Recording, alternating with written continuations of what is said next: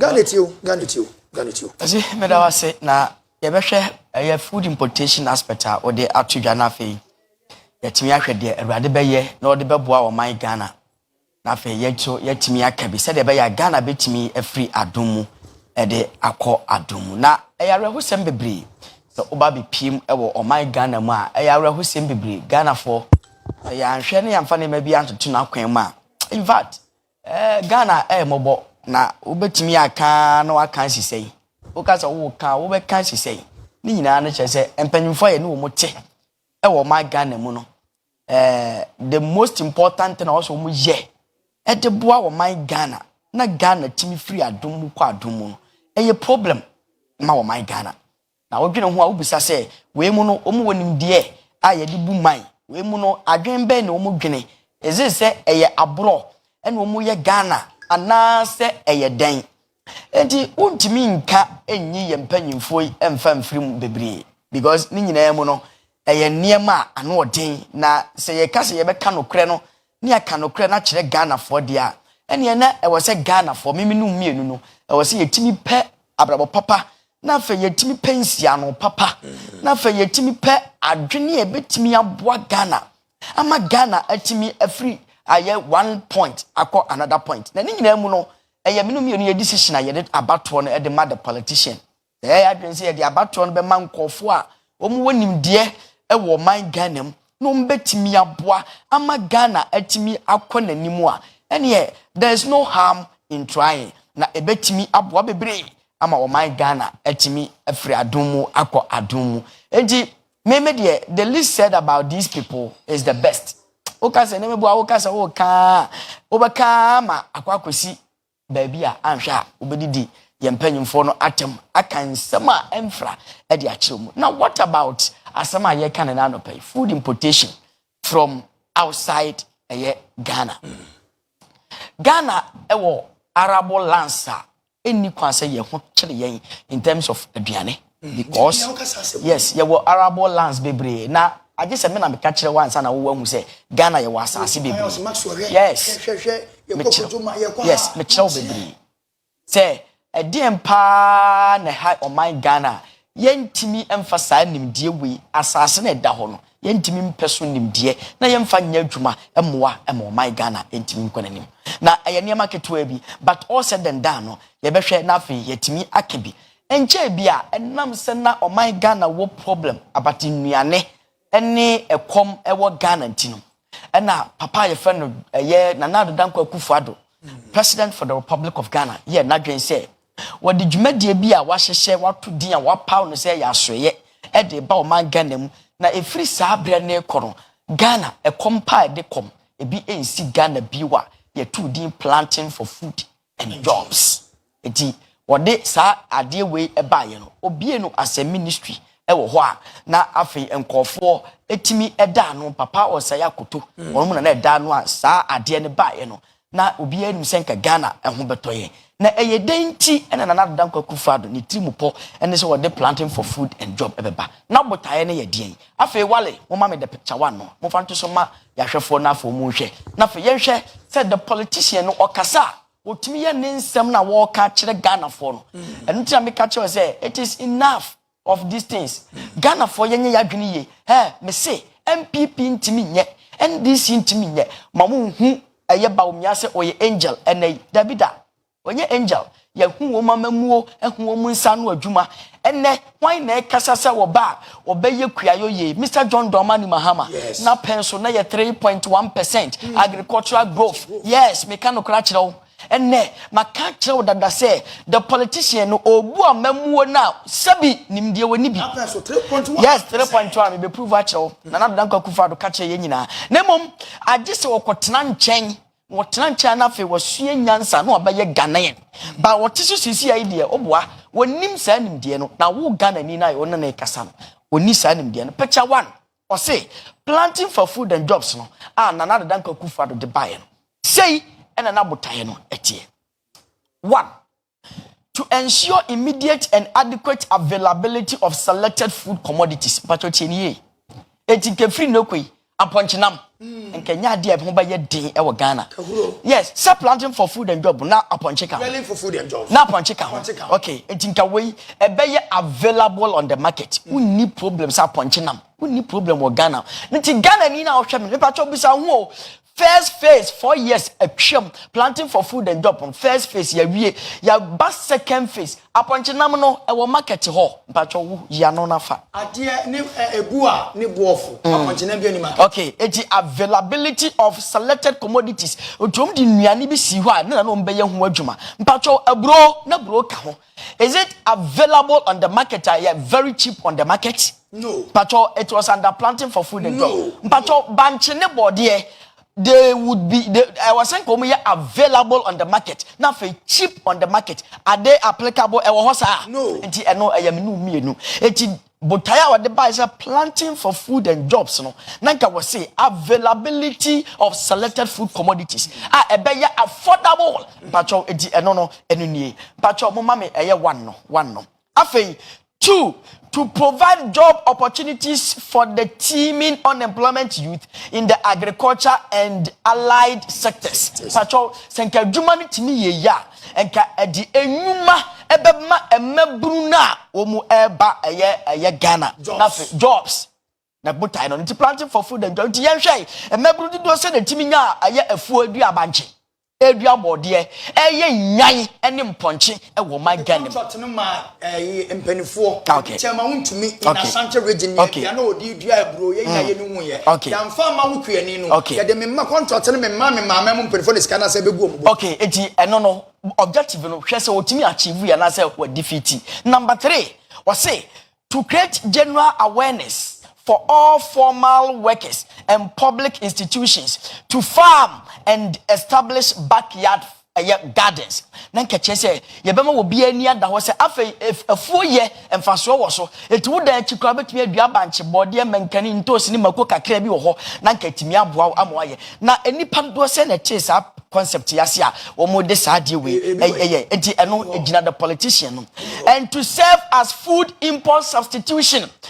Enuane na ye kra free abonten ba no enka planting for food and job ebesi na nai ni ejai eti yenti a wode planting for food and job no bae no enie ye wo food shortages and the politician no we aware say ye kra nuane bagana we aware eti wode planting for food and job we eba na sa model we enuane na ye kra free abrochire ba no aba besi ano eti this is the aim and I said this was the aim afei mumfa picture 2 no entoso emaye abra na danko kufado de planting for food and job ebaye no ye discussion bebre na no na wo panyina no da planting for food and job ano papa ye fro no akoto owusu afiri yanka wo be Ghana for edi yansu bio as a president tie wogina platform so a wo announcement sika sai na in the year 2023 na ye dey ye planting for food and job mpacho picture 2 photo so mame owusu afiri ye akoto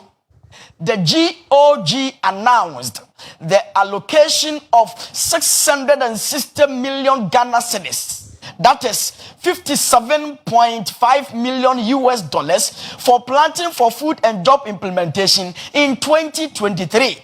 The amount was an increase from 640 million Ghana cedis or 53.39 million US dollars spent in the 2022 planting for food and job season. People are munye etisika na yetum 2022 planting for food and job na ye no na ye 53.39 million US dollars. What the back Ghana cedis ma? 614 million Ghana cedis. Eti yesi enam se enuane bu ye in 2022 e wo Ghana nti. Na unya bi di ye na afei eye very cheap nti. Afei in 2023 akoto free ye ka kire Ghana fo nyina se saade a aduane abu enama budia ene ye tum from 614 to 660 Ghana cedis in terms of millions. Na afei enuane na bu more. Bisa way enuane na way afei wo so per politician na do so mpacho eno na wo kwoto ba wo to fufu 5 cedis a wo di mabika no eye noa And no na woko agbogboleshi marketer sense wo kan kwe o say odo na wo say marketer body aduro no woto no 2 cedis body aduro no woto no 5 cedis because planting for food and job aba ama niema aba the politician ni say importation of food no e wo ho na how my Ghana enti wo de saa de wei e ba besia no sana ni nyina no e ye ntwaboa da bi wo mu e dada yen enye nokre na wonim sa niema we nyina no. Yes, now Mr. John Dramani Mahama so say oba agricultural sector and importation of food obehwa aye ho adwuma. Momfa picture 3 to so mame. Na fe ye hwa ne tenure of office. E die na see ye about agriculture sector. Ne tenure of office. E die niema na oye ye e de boy ma kuayo etimi ko nanim. Yes, me pacho ye ka kofi ye beka ama. Na fe ya balance. Ni ya hwe say ye no kre. Se obetumi aja.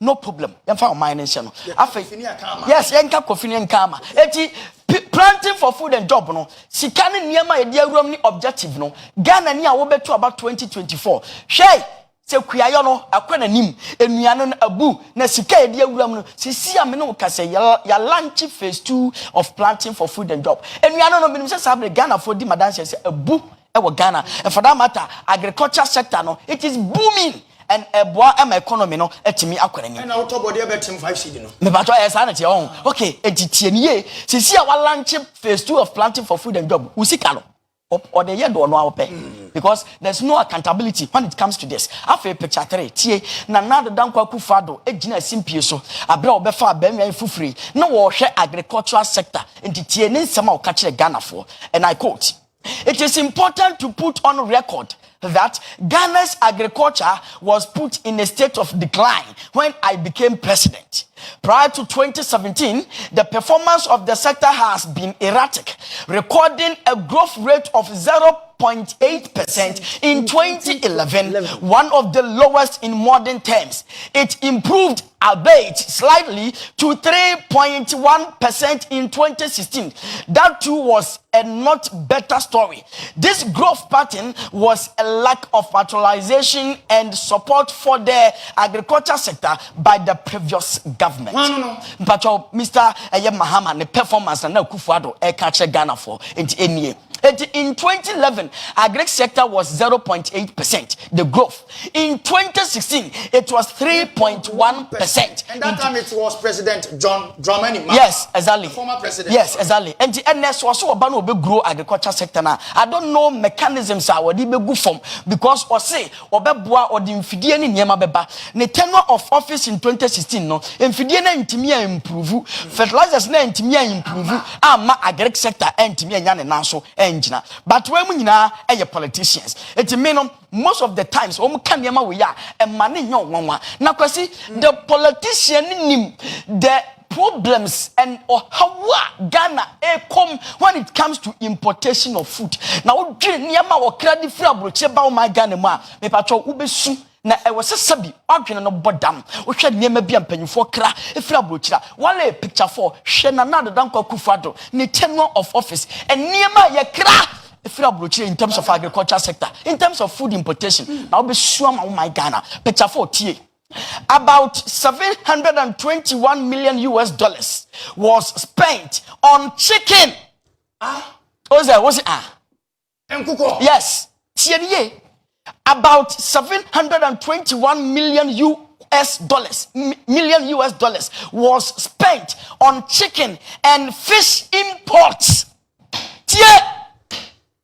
Papa Kofi Oduro, let me borrow Prophet Oduro.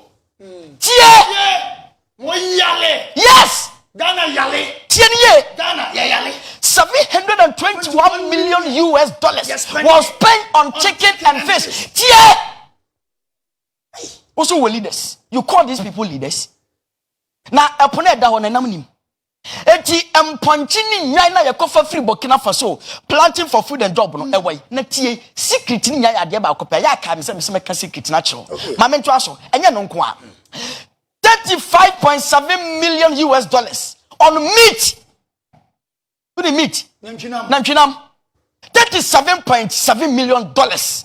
Yes, and 34.9 million on vegetables in 2020. Yes. Baba ye nentwe wosrem. Enkla ha sisi akwajabo se nentwe kwaso grobi. Mo akwasi Now when you share mobile 34.9 million on vegetables. Atoso ye cry sika ye do muni.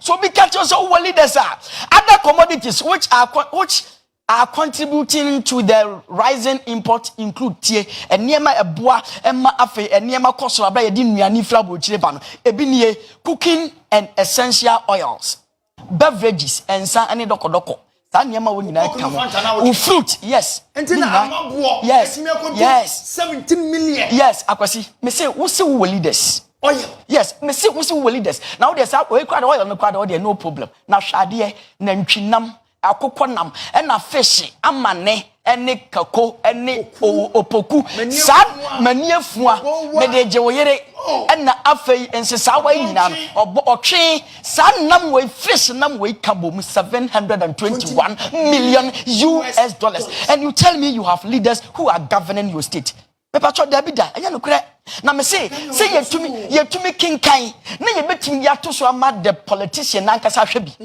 na the ordinary Ghanaian na hwe bi mpacho de ye kan ena guo no de ye kan enie wo manu mu nsam there be ye catch and paste for the ordinary Ghanaian to read mpacho enie enti semi totra wo hwe me presentation ma 721 million me boss wo chicken fish the same thing also there betu gam okay akwasi yemwa this is from the ministry afa wala picture 5 tie the ministry ni catch Ghana for ministry na semom catch Ghana for ni omo information no mo won e wo ho picture 5 data from the ministry cro food and agriculture data from the ministry indicates that between 2017 and 2020 alone between 2017 and 2020 it's another for the first 4 years at the end of the year the country reportedly spent between 845.9 million US dollars to 2 billion US dollars on the importation of rice,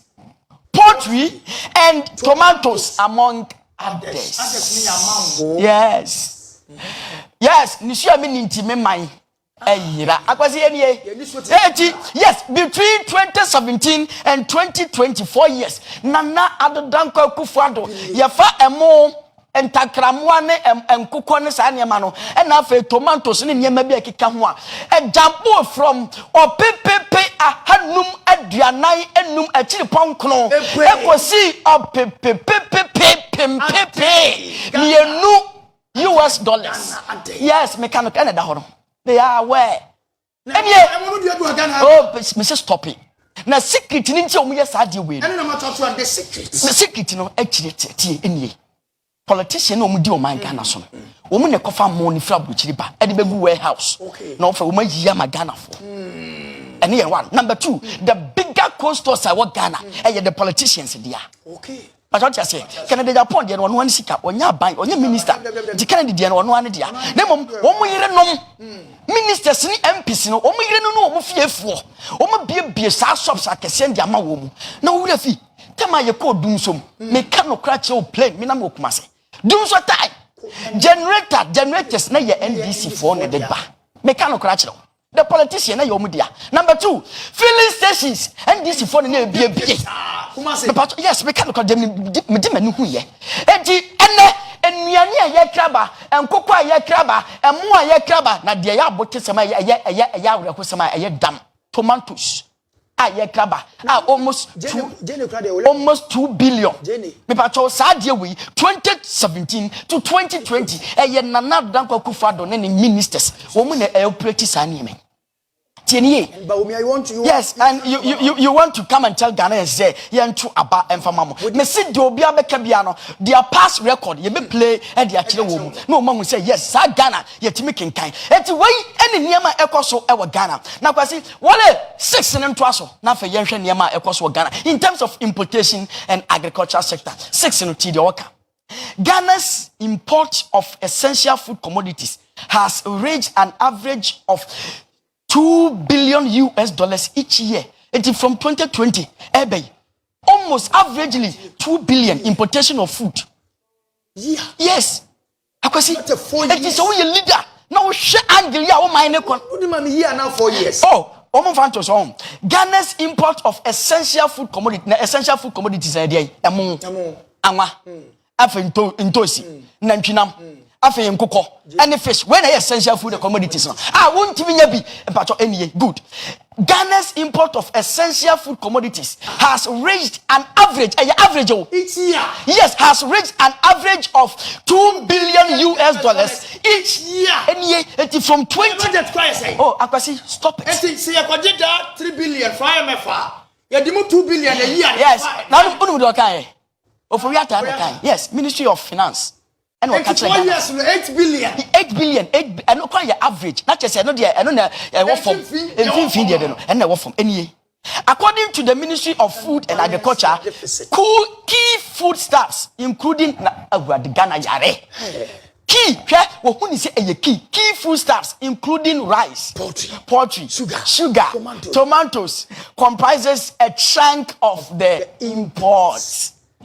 Mr. Yes, Agu.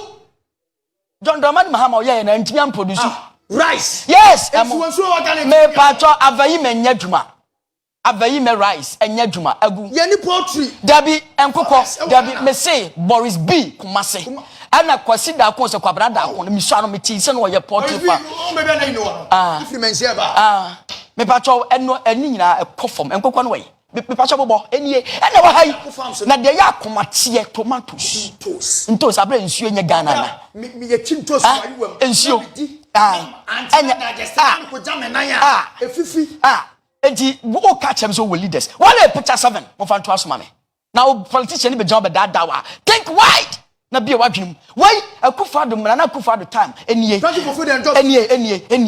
me se Mahama time ebini afa hwe essential food import hit 2 billion annually. Every year. It is all your mind panyini. Na sa die we e koso wo mema.